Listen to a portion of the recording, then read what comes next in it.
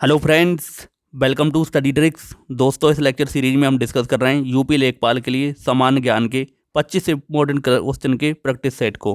Friends, आप लोगों को बता दूं, अगर आप लोग यूपी लेखपाल के एग्ज़ाम को देने जा रहे हैं तो ये लेक्चर सीरीज़ आपकी बहुत ज़्यादा हेल्प करने वाली है। इस लेक्चर सीरीज़ के जरिए आप अपनी प्रैक्टिस को चेक कर सकते हैं, आप कितने क्वेश्चन ठीक कर पा रहे हैं।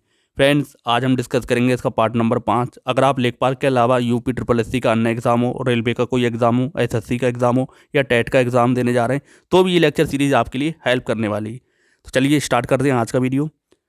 दोस्तों, हमारा पहला क्वेश्चन दिया गया है, भारत के प्रथम वायसराय कौन थे? तो दोस्तों, भारत के प्रथम वायसराय कौन थे? Lord Canning. ऑप्शन नंबर इसमें हमारा बी करेक्ट हो जाएगा, तो आप इस चीज़ को ध्यान रखेंगे। फ्रेंड्स, इससे पहले ये भारत के गवर्नर जनरल थे और उसके बाद इन्हें प्रथम वायसराय बना दिया गया था। तो इसमें ऑप्शन बी करेक्ट हो जाएगा। अगला क्वेश्चन देखते हैं, शार का मुख्यालय कहाँ स्थित है? फ्रेंड्स, शार का मुख्यालय कहाँ पर है? काठमांडू, नेपाल के अंदर। ऑप्शन नंबर हमारा सी करेक्ट हो जाएगा। अगर आपसे पूछा जाए जो शार की स्थापना कब की गई थी, तो शार की स्थापना 8 दिसंबर 1985 को कहाँ पर की गई थी? तो आपको ध्यान रखना है, ढाका, बांग्लादेश में। शार्क में कुल 8 देश शामिल है, तो इनमें भारत, बांग्लादेश, भूटान, मालदीव, श्रीलंका, नेपाल, पाकिस्तान और अफगानिस्तान। तो आपको ये भी ध्यान रखना है। तो इसमें ऑप्शन नंबर हमारा सी करेक्ट हो जाएगा। आपको ध्यान रखना, ऑप्शन सी करेक्ट है। अगला क्वेश्चन देखते हैं, भारत का पहला राष्ट्रीय उद्यान कौन सा है? दोस्तों, भारत का पहला राष्ट्रीय उद्यान कौन सा है? जिम कॉर्बेट राष्ट्रीय उद्यान। ऑप्शन नंबर हमारा डी करेक्ट हो जाएगा। तो ये कहाँ पर स्थित है? उत्तराखंड में। फ्रेंड्स, इसकी स्थापना कब की गई थी? तो इसकी स्थापना 1936 में की गई थी। तो उस टाइम इसका नाम था हेली नेशनल पार्क। तो इसे अब क्या कहते हैं? जिम कॉर्बेट राष्ट्रीय उद्यान। आपको ध्यान रखना है। फ्रेंड्स, अगर आपसे पूछा जाए काजीरंगा राष्ट्रीय उद्यान कहाँ पर है, तो ये असम में है, गिर गुजरात में है,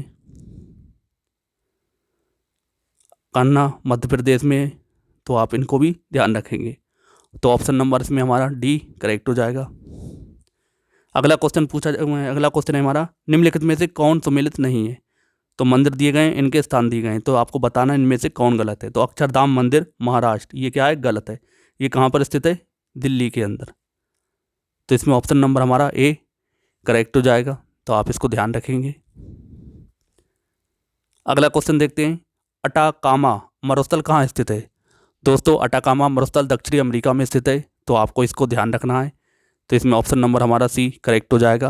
फ्रेंड्स, नासा के अनुसार ये दुनिया का सबसे शुष्क मरुस्थल है, तो इसे आप ध्यान रखेंगे। ऑप्शन नंबर हमारा इसमें सी करेक्ट हो जाएगा। अगला क्वेश्चन देखते हैं, भारत की पहली संपूर्ण जनगणना कब की गई थी? फ्रेंड्स, भारत की अगर आपसे पूछा जाए भारत की पहली जनगणना कब की गई थी, तो कब की गई थी? 1872 में। किसके शासनकाल में की गई थी? ये लॉर्ड म्यो के। और जो नियमित जनगणना, पूरी तरीके से जनगणना स्टार्ट की गई थी, तो कब की गई थी? 1981 में। किसके शासनकाल में? लॉर्ड रिपन के। तो आप इसको भी ध्यान रखेंगे। तो इसमें ऑप्शन नंबर हमारा सी करेक्ट हो जाएगा। तो आप इसको ध्यान रखें। अब नियमित जनगणना की जाती है, तो 2011 में कौन सी जनगणना हुई थी, आप ये भी ध्यान रखें। तो 15वीं जनगणना। अगला क्वेश्चन देखते हैं, पानीपत का तृतीय युद्ध मराठा और किसके बीच लड़ा गया था? दोस्तों, पानीपत का तृतीय युद्ध किसके बीच लड़ा गया था? अहमद शाह अब्दाली और मराठाओं के बीच। तो इसमें ऑप्शन नंबर हमारा डी करेक्ट हो जाएगा। और ये कब लड़ा गया था? 14 जनवरी 1761 में। तो इसमें जीत किसकी हुई थी? अहमद शाह अब्दाली की। तो आप इसको ध्यान रखेंगे। पानीपत का प्रथम युद्ध बाबर के और इब्राहिम लोदी के बीच लड़ा गया था, तो आप ये भी ध्यान रखें। पानीपत का द्वितीय युद्ध अकबर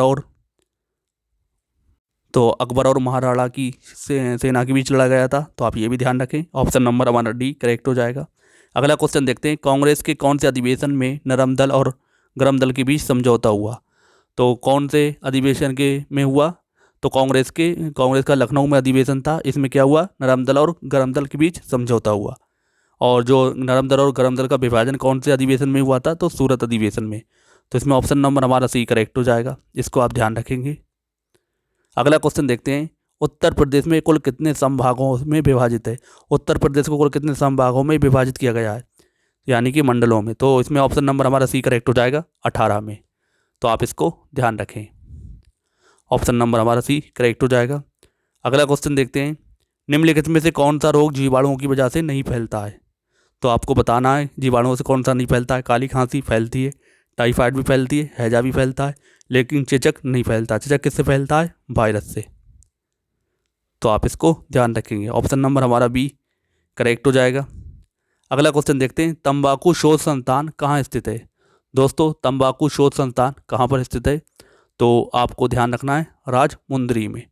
तो इसमें ऑप्शन नंबर हमारा डी करेक्ट हो जाएगा, इसको आप ध्यान रखेंगे। राजमुंदरी कहाँ पर है? तो आप ये भी ध्यान रखें, हैदराबाद में। अगला क्वेश्चन देखते हैं, भारत को कितने देशों की सीमा स्पर्श करती है। तो भारत को कुल 7 देशों की सीमा स्पर्श करती है, आप इसको ध्यान रखेंगे।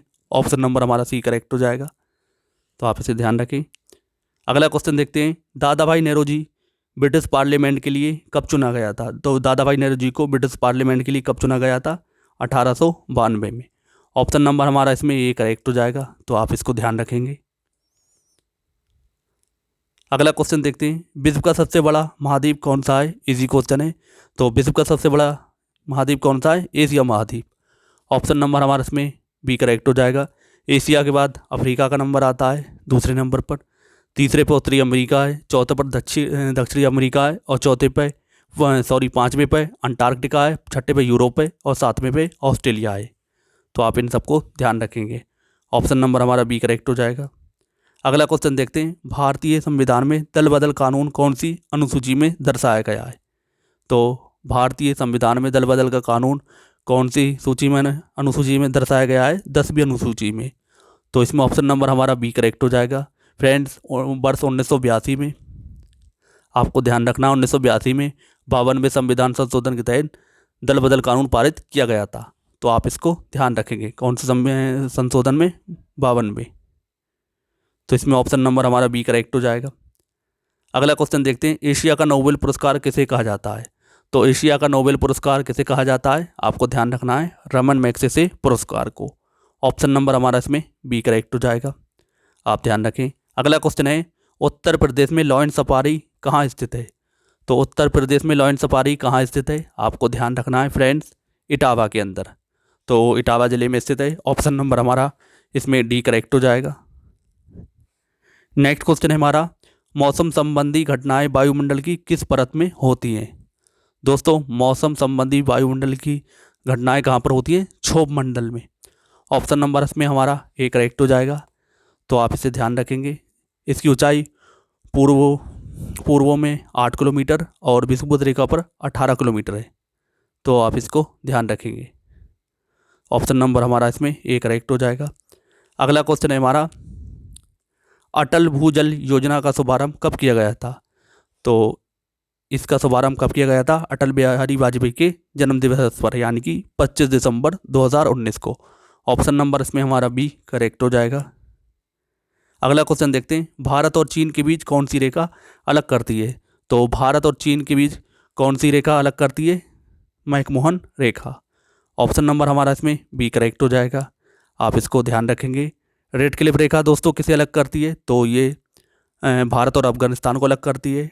ड्यूरेंट रेखा भारत और पाकिस्तान को, और 17वीं समांतर रेखा उत्तरी और दक्षिणी वियतनाम के बीच है। तो आप इन सबको ध्यान रखेंगे। ऑप्शन नंबर हमारा बी करेक्ट हो जाएगा। अगला क्वेश्चन देखते हैं, गरीबी हटाओ का नारा किस पंचवर्षीय योजना के तहत दिया गया था। दोस्तों गरीबी हटाओ का नारा पाँचवीं पंचवर्षीय योजना के तहत दिया गया था। तो इसमें ऑप्शन नंबर हमारा सी करेक्ट हो जाएगा।